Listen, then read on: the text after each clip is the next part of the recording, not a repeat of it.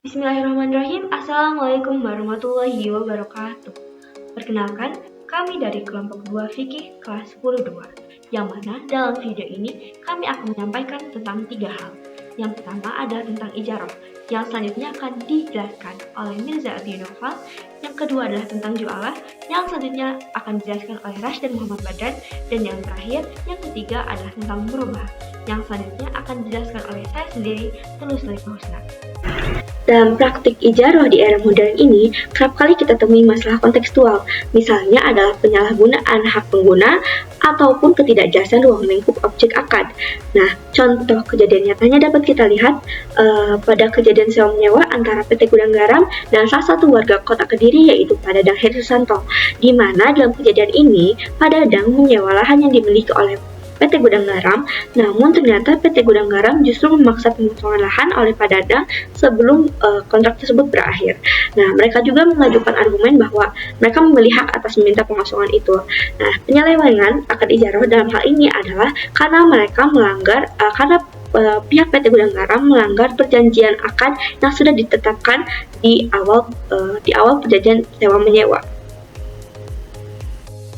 Praktik akad jualah yang melibatkan imbalan atas jasa ataupun pencapaian tertentu tidak mungkin tidak melibatkan masalah kontekstual yang dapat merugikan pihak yang terlibat.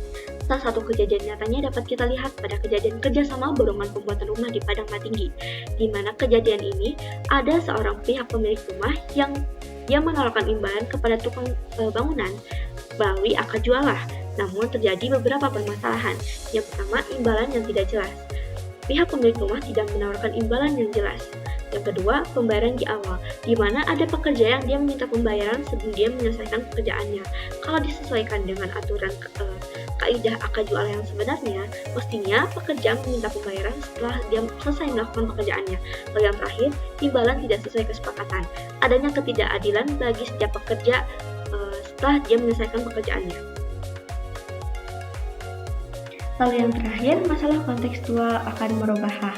Kejadian nyatanya dapat kita lihat dari pengalaman salah satu warga Depok yang bernama Nursiati, di mana awalnya beliau ingin mendirikan usaha roti rumahan, namun beliau mengetahui bahwa alat pengolahan roti itu cukup mahal, sekitar 25 juta ke atas. Akhirnya beliau minta tolong kepada Bank Syariah Indonesia, yang nantinya Bank Syariah Indonesia akan memberi bantuan dengan Bank Syariah Indonesia membeli alat pengolahan roti yang dibutuhkan Nursiati, lalu Nursiati akan membeli, namun dengan pembayaran yang dilakukan secara bercicil. Nah, merubah dalam kejadian ini adalah karena Bank Syariah Indonesia memberitahukan harga pokok dan harga keuntungan yang akan diterima oleh Bank Syariah Indonesia kepada Nursiati. Lalu, di sini juga menerapkan syarat sah akan merubah. Salah satunya adalah dengan tidak adanya riba. Dalam penyicilan yang dilakukan Nursiati, tidak ada tambahan bunga. Maka dari itu, kejadian ini bisa disebut juga sebagai akad merubah yang sah. Oke teman-teman, sekarang pembahasan pertama kita adalah ijarah. Sebelumnya, pasti teman-teman pernah lihat di samping jalan kayak sewa ruko, atau sewa rumah, atau sewa mobil, ataupun sewa jasa seperti sewa fotografer dan lain sebagainya. Nah, di ekonomi Islam sendiri, sewa menyewa itu adalah ijarah. Nah, ijarah ini berasal dari kata bahasa Arab yaitu al-ajru, yang bahasa Indonesianya sendiri artinya upah atau ganti. Menurut etimologi, ijarah adalah menjual suatu manfaat. Nah, al-ijarah ini mempunyai beberapa makna seperti upah, sewa, jasa, atau imbalan. Nah, ijarah ini adalah salah satu materi di dalam fikih muamalah dalam memenuhi kebutuhan manusia sehari-hari seperti sewa menyewa, kontrak, atau memasarkan jasa perhotelan, dan lain sebagainya. Terus, ijarah ini mempunyai salah satu dalil di dalam Al-Quran yang terdapat di dalam surah Al-Qasas ayat 26 yang berbunyi, A'udzubillahi minasyaitonirrajim. Bismillahirrahmanirrahim. Qalat ihdahuma ya abati istajirhu inna khayra man istajartal qawiyyul amin. Yang berarti salah seorang dari kedua wanita ini berkata, "Wahai bapakku, ambillah ia sebagai orang yang bekerja pada kita, karena sesungguhnya orang yang paling baik yang kamu ambil untuk bekerja pada kita ialah orang yang kuat lagi dapat dipercaya. Nah, kalau dari ayat ini merupakan salah satu bukti bahwa Al-Quran sudah mengizinkan ijarah ini, dan di dalam ayat ini dicontohkan ijarah dalam bidang jasa. Ya. Sebelum kita mempraktekkan ijarah di dalam kehidupan sehari-hari, alangkah baiknya kita mengetahui beberapa rukun yang harus kita penuhi sebelum kita mempraktekkan ijarah di dalam kehidupan sehari-hari. Nah, rukun ijarah itu ada 5. Yang pertama adalah akid, atau orang yang menjadi pelaku di dalam suatu akad. Di dalam ijarah sendiri terbagi menjadi 2, ada mu'jir dan juga mustajir. Nah, kalau mu'jir adalah orang yang menyewakan sesuatu, sementara mustajir adalah orang yang menyewa. Lalu yang kedua adalah ma'qud alaih, atau tempat terjadinya suatu manfaat tersebut. Lalu yang ketiga ada manfaah, yaitu manfaat suatu barang atau jasa seseorang. Lalu ada yang keempat, yaitu ujroh, atau imbalan atau jasa. Lalu yang kelima adalah sigon, yaitu ijab dan qabul, yaitu sebuah proses persepakatan di dalam akad tersebut. Selain rukun, ijarah ini mempunyai beberapa syarat. Nah, yang pertama ada syarat untuk pihak yang berakad. Nah, di sini terdapat beberapa syarat. Yang pertama adalah balik, lalu berakal, lalu cakap dalam mengendalikan harta, lalu saling meridhoi antara satu sama lainnya. Jadi, untuk kita sendiri jika ingin melakukan ijarah, kita harus melakukan beberapa hal yang aku sebutin tadi. Nah, selain syarat pihak yang berakad, ada juga syarat dari imbalan atau ujroh. Nah, ujroh ini harus diketahui jumlahnya oleh kedua pihak, baik dalam sewa-menyewa maupun dalam upah-mengupah. Lalu ada syarat dari barang yang disewakan. Yang pertama, objek sewa itu bisa diserah terimakan. Jadi kalau misalkan kita pengen menyewakan sesuatu tapi barangnya tidak bisa diserah terimakan, berarti tidak bisa dikatakan ijarah gitu. Lalu yang kedua, barang tersebut mempunyai suatu nilai manfaat. Nah, jadi kalau misalkan ingin ijarah, tentunya kita harus pastikan barang atau jasa yang kita tawarkan itu harus mempunyai manfaat. Kalau nggak punya manfaat, ya nggak akan berguna juga buat orang lain gitu. Terus yang ketiga ada objek ijarah adalah sesuatu yang dihalalkan. Jadi bisa saja nih ada suatu barang yang tidak boleh dilakukan ijarah karena itu sesuatu yang diharamkan gitu. Terus yang terakhir ada objek yang diserahkan itu kekal ain, yaitu kekal dalam zatnya hingga waktu yang ditentukan sesuai perjanjian dalam akad. Nah, jadi ini tuh maksudnya jika kita ingin menyewakan sesuatu, kita harus pastikan bahwa barang tersebut harus bertahan sampai waktu yang sudah disepakati. Jangan sampai barangnya itu udah mungkin bisa hancur atau hilang duluan sebelum selesainya waktu sewa. Jadi gitu, intinya objek itu bisa diserah terima, mempunyai nilai manfaat, terus itu sesuatu yang dihalalkan dan juga kekal hingga waktu yang ditentukan gitu. Ijarah ini memiliki beberapa jenis. Yang pertama ada ijarah ain dan juga ijarah amal. Nah, apa sih ijarah ain itu? Nah, ijarah ain itu adalah sewa menyewa dalam bentuk barang. Nah, sedangkan ijarah amal adalah sewa menyewa dalam bentuk jasa. Ulama-ulama fikih berpendapat bahwa ada beberapa kondisi yang menjadikan ijarah ini berakhir. Nah, yang pertama adalah tenggat waktu yang disepakati oleh para pihak yang berakad itu sudah selesai. Jadi kalau misalkan kita menyewa suatu barang lalu masa sewanya sudah selesai, berarti kita harus mengembalikan kepada penyewanya karena ijarohnya sudah dianggap berakhir. Jadi tidak bisa dilanjutkan kembali. Lalu yang kedua adalah objek yang disewakan itu musnah ataupun hilang. Jadi jika barang yang kita sewakan itu hilang atau rusak, artinya ijarohnya sudah selesai, dianggap sudah berakhir. Lalu ketentuan yang ketiga ini ada dua pendapat yang berbeda. Yang pertama, menurut ulama Hanafiyah, jika salah seseorang dari yang berakad itu meninggal dunia, maka tidak boleh diwariskan. Sedangkan menurut jumhur ulama, barang yang disewakan itu boleh saja diwariskan manfaatnya. Nah, yang terakhir itu apabila ada uzur pada salah satu pihak yang berakad. Oke, setelah beberapa materi yang sudah aku jelaskan sebelumnya mengenai ijaroh, nah mempelajari ini mempunyai beberapa manfaat. Nah, yang pertama, kita dapat memahami konsep ekonomi Islam.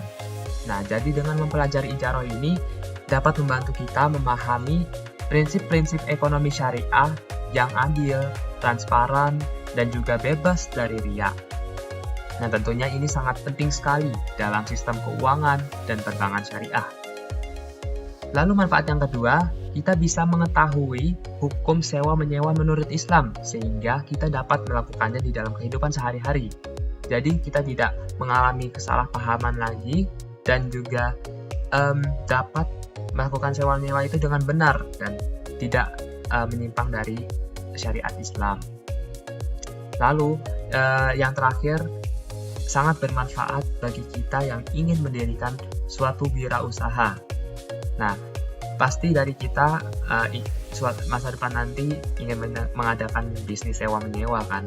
Nah, tentunya ini sangat penting sekali bagi umat Islam agar kita dapat mendirikan suatu bisnis yang mempunyai prinsip adil, keterbukaan, dan kesepakatan yang saling menentukan antara satu sama lainnya. Dan juga agar kita bisa mendirikan bisnis yang sesuai dengan syariat Islam dan tidak menyalahi aturan Islam.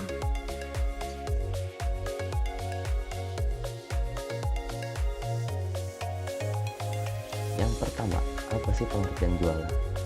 Jualah secara bahasa adalah hadiah atau persen, atau juga bisa diartikan sebagai komisi. Akan tetapi, jualah secara istilah adalah akad perjanjian untuk memberi imbalan atas suatu pekerjaan tertentu atau pekerjaan yang belum pasti bisa dikerjakan. Yang kedua, itu dalil al-jualah. Dalil al-jualah ini terdapat pada surat Yusuf ayat 72 yang bunyi qalu nafqidu su'al maliki waliman ja'a bihi himlu ba'iri wa ana bihi za'im, yang artinya penyeru-penyeru itu berkata, kami kehilangan gelas piala raja, dan barang siapa yang dapat mengembalikannya akan memperoleh bahan makanan seberat beban unta, dan aku menjamin terhadapnya. Quran Surat Yusuf ayat 72. Yang ketiga, syarat-syarat jualah. Syarat-syarat jualah diantaranya, pertama, sigo atau akad yang menunjukkan pekerjaan yang akan diberikan imbalan. Yang kedua, upah atau imbalan yang harus jelas dan tidak sama. Ketiga, orang yang menjanjikan upah. Keempat, pekerjaan yang mubah. Pekerjaan yang terkait dengan jualah haruslah bukan pekerjaan yang haram, seperti berjudi, zina, dukun, atau menzalimi sesama muslim. Yang keempat, itu pembatalan al-jualah. Para ulama sepakat dibolehkan membatalkan akad jualah ini. Akan tapi, ada perbedaan kapan bisa membatalkannya. Dalam mazhab Maliki, boleh membatalkan sebelum pekerjaannya dimulai. Dalam mazhab Syafi'i dan Hambali, boleh membatalkan kapan saja karena akad jualah bersifat ghairul lazim atau tidak mengikat. Sementara menurut penulis jurnal cenderung mengikut pendapat Syafi'i. Tapi dengan catatan, jika pembatalan terjadi setelah pekerjaan dimulai, maka pihak pelaku tetap berhak mendapatkan upah atas bagian yang telah dikerjakan. kita akan memasuki materi yang terakhir, yakni tentang murabahah. Murabahah merupakan akad jual beli yang kerap kali kita temui dalam perbankan syariah. Maka dari itu, penting bagi kita semua untuk memahami arti dari murabahah ini. Secara etimologis, istilah murabahah berarti laba ataupun keuntungan. Jadi, apa sih murabahah itu? Murabahah merupakan bentuk jual beli pada harga asal dan keuntungan yang disepakati. Maksudnya, ketika jual beli pada umumnya, pasti penjual akan memberikan harga jual kepada pembeli, di mana di situ terdapat harga pokok dan besar keuntungan yang dia tentukan sendiri. Namun, pada murabahah ini, pembeli juga mestinya mengetahui seberapa besar harga pokok dan keuntungan yang akan didapatkan oleh penjual dengan sejujur-jujurnya. Nah, murabahah ini termasuk dalam kategori jual beli mutlak, karena dalam proses jual beli ini, objek akadnya merupakan barang dan uang. Dan murabahah juga termasuk dalam kategori jual beli amanat, karena dalam akadnya, penjual mestinya menyampaikan secara sejujur-jujurnya tentang harga pokok dan keuntungan yang akan dia dapatkan kepada pembeli. Lalu, mengenai dalil tentang murabahah ini, sejauh ini tidak ditemukan ayat Al-Quran maupun hadis yang membicarakan murabahah secara spesifik. Adapun juga Quran Surat An-Nisa ayat 29, yang artinya, wahai orang-orang yang beriman, janganlah kamu memakan harta sesamamu dengan jalan yang batil, kecuali dengan jalan perniagaan yang berlaku dengan suka sama suka di antara kamu. Dan janganlah kamu membunuh dirimu, sesungguhnya Allah adalah Maha Penyayang kepadamu. Nah, di saat tidak adanya dalil yang membicarakan murabahah secara spesifik, maka yang menjadi dasar hukum murabahah adalah buku-buku fikih muamalat kontemporer yang bersifat umum, yang membahas jual beli secara umum, bukan murabahah secara spesifik. Nah, ketika tidak adanya dalil juga, apakah murabahah bisa dibilang sebagai akad jual beli yang sah? Apa tidak termasuk dalam kategori haram? Tidak, karena ada kaidah fikih yang berkata bahwasannya pada dasarnya semua bentuk muamalah boleh dilakukan kecuali ada dalil yang mengharamkannya. Nah, sejauh ini tidak ada pula dalil yang mengharamkan murabahah. Mengenai rukun murabahah, ada 5 hal. Yang pertama adalah penjual atau orang yang menawarkan barang. Yang kedua adalah pembeli. Yang ketiga adalah barang, di mana barang harus memiliki nilai atau manfaat yang jelas. Yang keempat adalah harga. Harga harus dinyatakan secara terang-terangan, di mana harga pokok dan harga keuntungan harus dinyatakan secara sejujur-jujurnya. Yang kelima, ijab qabul, di mana kedua belah pihak harus menyatakan secara terang tentang persetujuan mereka dalam melaksanakan akad jual beli ini. Selain rukun, ada pula syarat-syarat yang harus dipenuhi untuk keabsahan keberlangsungan akad murabahah ini. Yang pertama adalah tentang kedua belah pihak, alias penjual dan pembeli, di mana keduanya harus suka sama suka dalam menjalankan akad murabahah ini. Di antara keduanya pula harus ada transparansi. Yang kedua adalah tentang barang. Barang yang akan diperjualbelikan dalam akad murabahah ini harus merupakan barang yang bebas haram dan bebas dari riba. Yang ketiga, yang terakhir adalah tentang harga. Sering ditekankan dalam akad murabahah ini bahwa harga harus disampaikan secara transparan tentang harga pokok maupun harga keuntungan. Dari semua hal yang sudah kita bahas, kita dapat menarik beberapa kesimpulan. Yang pertama, kesimpulan untuk ijarah adalah akad sewa-menyewa yang bertujuan untuk mendapatkan manfaat dari suatu barang atau jasa dengan imbalan tertentu. Lalu akad ini memiliki rukun dan syarat seperti adanya pihak penyewa dan yang disewakan, manfaat yang halal, serta kejelasan imbalan. Ijarah ini terbagi menjadi 2 macam, ada ijarah ain yaitu sewa barang dan juga ijarah amal yaitu sewa jasa.